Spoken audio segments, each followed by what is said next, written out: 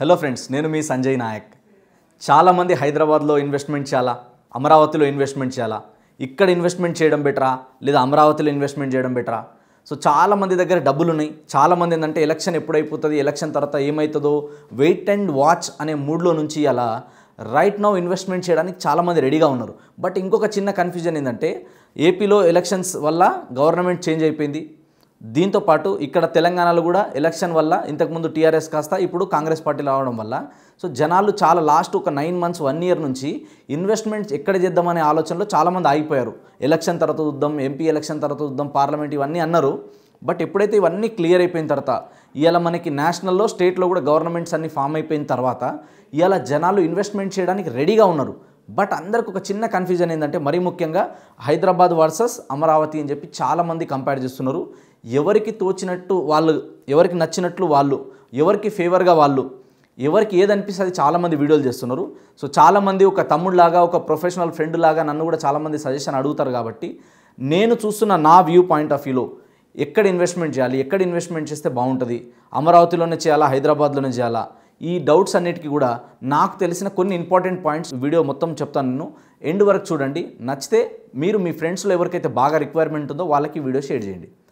First very important ఏంటంటే హైదరాబాద్ని అమరావతిని ఫస్ట్ మనం కంపేరే చేయొద్దు అసలు. ఎందుకంటే హైదరాబాద్కు ఉన్న అడ్వాంటేజెస్ హైదరాబాద్, అమరావతికి ఉన్న అడ్వాంటేజెస్ అమరావతికి. అమరావతి అనేది కొత్తగా ఫామ్ అయిన క్యాపిటల్.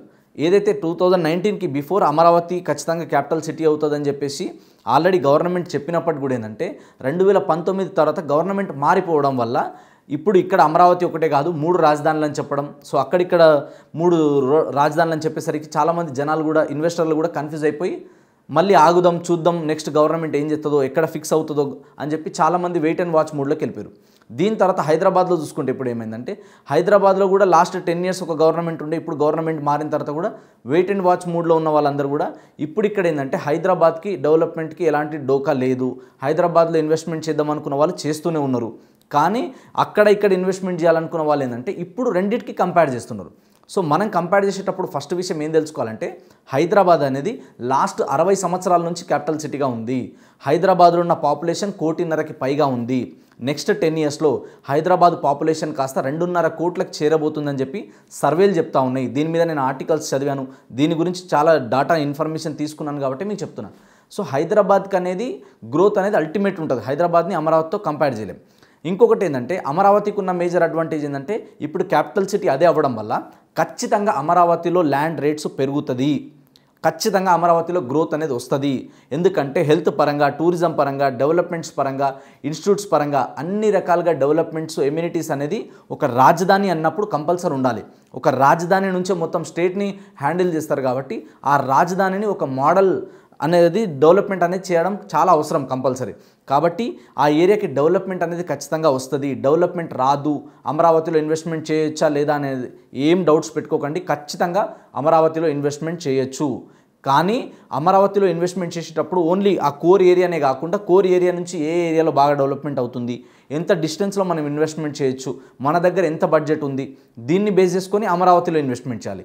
అండ్ హైదరాబాద్లో చూసుకుంటే మనకి హైదరాబాద్ అనేది ఆల్రెడీ మనకి తెలంగాణ క్యాపిటల్ సిటీ. ఇవాళ హైదరాబాద్లో దాదాపు 1.5 కోటి జనాలు ఉన్నారు. రోజు రోజుకి హైదరాబాద్ జనాభా పెరుగుతుంది. హైదరాబాద్కి ఇంకొకటి ఏంటంటే ఔటర్ రింగ్ రోడ్ దాటి ఇప్పుడు రీజనల్ రింగ్ రోడ్ వరకు కూడా జనాలు అనేది వెళ్తున్నారు.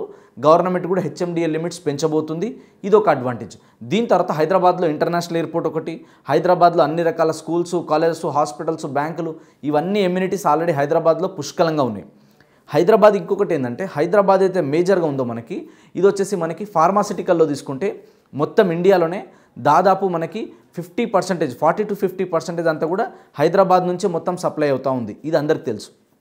ఇలా మనం బెంగళూరుతో కంపేర్ చేసుకుంటే కూడా హైదరాబాద్ అనేది ఐటీ ఇండస్ట్రీలో నెంబర్ 1 పొజిషన్లో ఉంది. ఇంతలాగా డెవలప్మెంట్ అయింది ఆల్రెడీ హైదరాబాద్ అనేది ఒక మంచి టూరిస్ట్ ప్లేస్, హైదరాబాద్ అనేది ఒక ఐటీ హబ్. ఇలా చెప్పుకుంటూ పోతే హైదరాబాద్కి నెంబర్ ఆఫ్ అడ్వాంటేజెస్ ఉన్నాయి. సో అన్ని రకాలుగా ఇక్కడ ఏంటంటే క్లైమేట్ ఫ్రెండ్లీ ఉంటుంది. ఏ డిస్టిక్ నుంచి అయినా, ఏ స్టేట్ నుంచి వచ్చిన వాళ్ళైనా కూడా మల్టీ కల్చరల్ ఉన్నటువంటి ఏదైనా సిటీ ఉందంటే అది హైదరాబాద్ సిటీ. సో హైదరాబాద్ని ఆల్రెడీ ఓన్ చేసుకున్నారు, హైదరాబాద్ నాది అనే ఫీలింగ్లో ఉన్నారు. కాబట్టి హైదరాబాద్కు ఉండే అడ్వాంటేజెస్ హైదరాబాద్కు ఉంటాయి, అదేవిధంగా అమరావతికి ఉండే అడ్వాంటేజెస్ అమరావతికి ఉంటాయి.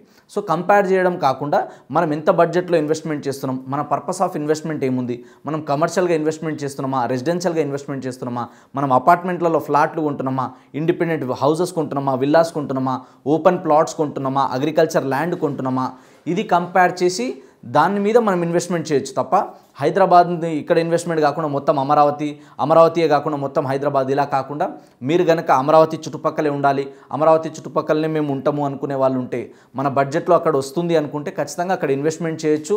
మళ్ళీ చెప్తున్నా, హైదరాబాద్లో కానీ అమరావతిలో కానీ ఎక్కడ మీరు ఇన్వెస్ట్మెంట్ చేసినా నెక్స్ట్ 10 years వెయిట్ చేయగలిగితే అద్భుతమైన రిటర్న్స్ వస్తుంది.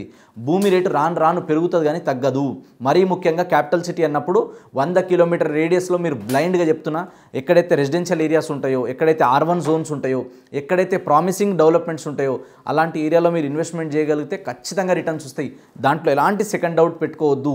దయచేసి నేను చెప్తాను, మీరు 10 సంవత్సరాలు వెయిట్ చేయగలగాలి, అద్భుతమైన రిటర్న్స్ వస్తుంది. ఎందుకంటే లాస్ట్ మనకి ఎప్పుడైతే ఆంధ్రప్రదేశ్లో గవర్నమెంట్ 2019 కంటే బిఫోర్ ఎవరైతే ఇన్వెస్ట్మెంట్ చేసిన వాళ్ళు ఉన్నారో వాళ్ళు 5 సంవత్సరాలు చాలా భయపడ్డారు. ఏమవుతుందో ఇక్కడ అమరావతి అనుకొని ఇన్వెస్ట్మెంట్ చేసినాం లాస్ అయిపోతాయని భయపడ్డారు.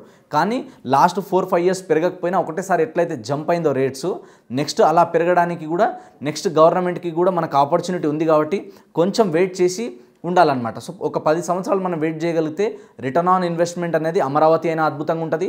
హైదరాబాద్ అయితే తిరుగులేదు, హైదరాబాదే కాబట్టి హైదరాబాద్ నుంచి 100 kilometer రేడియస్లో మీరు ఎక్కడ ఇన్వెస్ట్మెంట్ చేసినా సేఫ్ ఉంటుంది. కాకపోతే లీగల్గా అన్నీ క్లియర్ ఉన్నాయా లేదా, అక్కడ మార్కెట్ వాల్యూకి ఇప్పుడు బయట లోకల్లో చెప్పే రియల్ ఎస్టేట్ ఏజెంట్ల వాళ్ళకి ఎంతవరకు మ్యాచ్ అవుతుంది, ఎంతవరకు నిజం ఉన్నది, ఇవి మీరు చూసుకొని ఒక ప్రొఫెషనల్ అసోసియేట్స్ త్రూ, ఒక professional real estate experts through, agents through వెళ్ళగలిగితేనే అద్భుతమైన ప్రాఫిట్స్ వస్తాయి తప్ప ఎవరో వాళ్ళు వీళ్ళు చెప్తున్నారని కాకుండా ఎక్స్పర్ట్స్ సలహాలు తీసుకొని మాత్రమే మీరు ఇన్వెస్ట్మెంట్ చేయండి.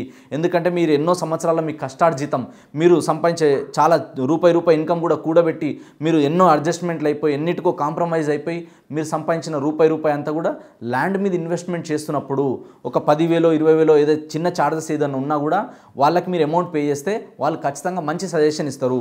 ఎందుకంటే మనం ఏంటంటే తెలిసి తెలియక ఏంటంటే మనం ఏదైనా డెసిషన్ తీసుకొని తొందరపడి మనం ఇన్వెస్ట్మెంట్ చేస్తే ఫ్యూచర్లో మనం ఇబ్బంది పడాల్సి వస్తుంది. కాబట్టి ఎవరైతే ఇండస్ట్రీ ఎక్స్పర్ట్స్ ఉన్నారో వాళ్ళ నుంచి సజెషన్ తీసుకోగలిగితే సేఫ్టీ సెక్యూరిటీ ఉంటుంది, గ్యారంటీ రిటర్న్స్ ఉంటాయి. సో లీగల్గా మనకి ఎలాంటి ఇబ్బందులు ఉండదు. సో మనం రియల్ ఎస్టేట్ ఎక్స్పర్ట్స్ త్రూ మాత్రం వెళ్ళగలిగితే అద్భుతమైన రిటర్న్స్ వస్తాయి. మీరు పెట్టే ప్రతి రూపాయి, భూమి మీద పెట్టుబడి పెట్టే ప్రతి రూపాయి కూడా వడ్డీ చక్రవడ్డీ కావాలని, మీకు లాంగ్ టర్మ్లో మంచి రిటర్న్ రావాలని, మీరు ఏదైతే ల్యాండ్ మీద ఇన్వెస్ట్మెంట్ చేస్తున్నారో అది మీ పిల్లల ఫ్యూచర్కి, మీ రిటైర్మెంట్ లైఫ్కి బాగా అద్భుతంగా హెల్ప్ అవ్వాలని మనస్ఫూర్తి కోరుకుంటున్నా. సో రియల్ ఎస్టేట్ రిలేటెడ్ మీకు ఏ డౌట్స్ ఉన్నా ఒక తమ్ముడిలాగా, ఒక ప్రొఫెషనల్ ఫ్రెండ్ లాగా ఎనీ టైం మీరు మమ్మల్ని కాంటాక్ట్ అవ్వచ్చు. సంజయ్ నాయక్ 9502682042 అనే నెంబర్ కాల్ చేయండి. Any social platform just search Sanjay Nayak, నా నెంబర్ వచ్చేస్తుంది. నెంబర్ ఆఫ్ వీడియోస్ ఉన్నాయి, చూడొచ్చు. ఎనీ డౌట్ మేము మీకు హెల్ప్ చేస్తాం. భూమిని నమ్మి భూమి మీద పెట్టుబడి పెడితే అద్భుతమైన రిటర్న్స్ వస్తాయి. Wish you all the very best. Thank you so much. Sanjay Nayak signing of.